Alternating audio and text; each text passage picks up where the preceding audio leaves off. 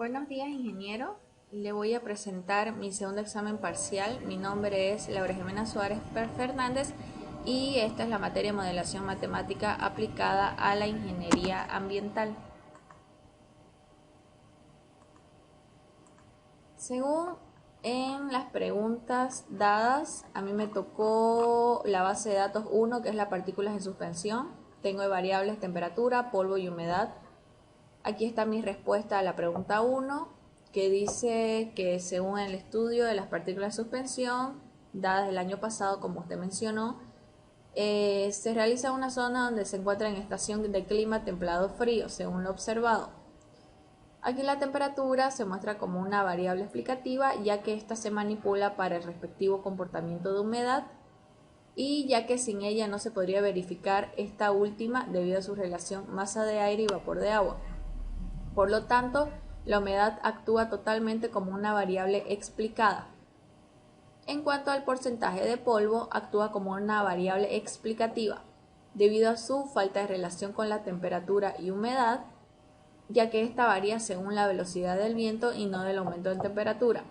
Podría haber altas o bajas temperaturas y aún así habría constancia del levantamiento de polvo suspendido causada por otros factores. Acá se muestra que los modelos explicativos son el polvo y temperatura, variable X, y la variable Y llegaría a ser humedad, la variable explicada. Según la pregunta número 2, usted pide las características de la distribución de cada variable. Yo usé el análisis de base de datos. Aquí están los procedimientos y sus respectivos gráficos, que me tocó hacer histograma. Según la variable temperatura, su característica es curva de distribución simétrica. Tiene una simetría y se ve que el punto más alto está en la clase 3 de 5 clases. Acá en la variable polvo, su curva de distribución es asimétrica negativa, ya que se encuentra de derecha a izquierda desde el punto de vista del gráfico el pico más alto, que también se encuentra en la clase número 3. Por último, en la variable de humedad se encuentra la curva de distribución asimétrica positiva, porque esta va de izquierda a derecha, el pico más alto que se llegaría a encontrar en la clase número 1. Debido a estos gráficos se tiene que demostrar su normalidad, cómo es su comportamiento, y esto llegaría a ser con el método de normalidad según Kolmogorov-Smirnov, que acá están cada variable con su respectiva tabla según el procedimiento del método y se llega a la conclusión según los resultados obtenidos que las tres variables son que no presentan normalidad. Se rechaza la hipótesis nula. ¿Por qué? Porque según la normalidad del método de Kolmogorov, dice que el Kolmogorov-Smirnov calculado tiene que ser menor al de la tabla. Si es así, existe normalidad. En este caso es contrario, ya que el Kolmogorov-Smirnov calculado es el error mayor de incidencia entre estos valores, llegaría a ser 0,200, es decir, que es mayor al de la tabla, que es 0,1840. Por lo tanto, no presenta normalidad. Según en la variable de polvo es lo mismo. No presenta normalidad, se rechaza la hipótesis nula. ¿Por qué? Por el mismo hecho de que el Kolmogorov-Smirnov calculado tiene que ser menor al de la tabla. El de la tabla es constante en las tres variables y el calculado de la variable polvo es 0,30, es decir, mayor al de la tabla.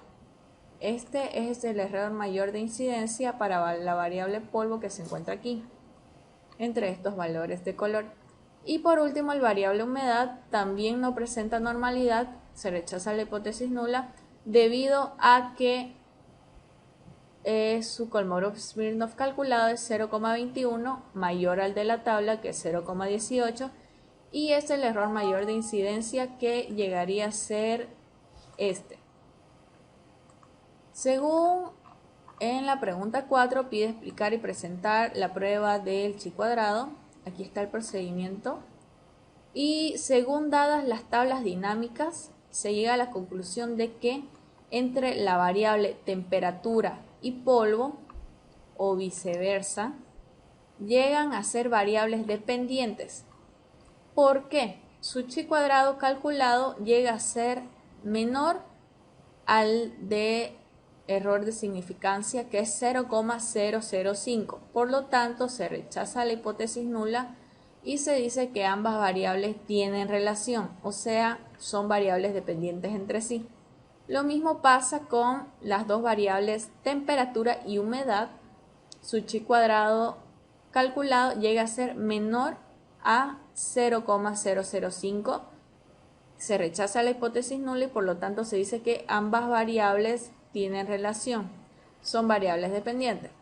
Las únicas que no llegarían a ser independientes según lo establecido son entre la variable humedad y polvo, ya que sus ambas tablas, en viceversa, polvo humedad y humedad polvo, muestra su chi cuadrado calculado mayor al de insignificancia, que es 0,005.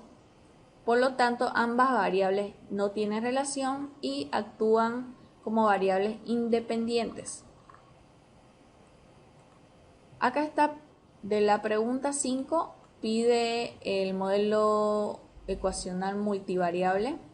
Multivariable en este caso porque presenta una variable dependiente y dos independientes. El dependiente llegaría a ser la variable humedad, polvo y temperatura, según mi conjetura.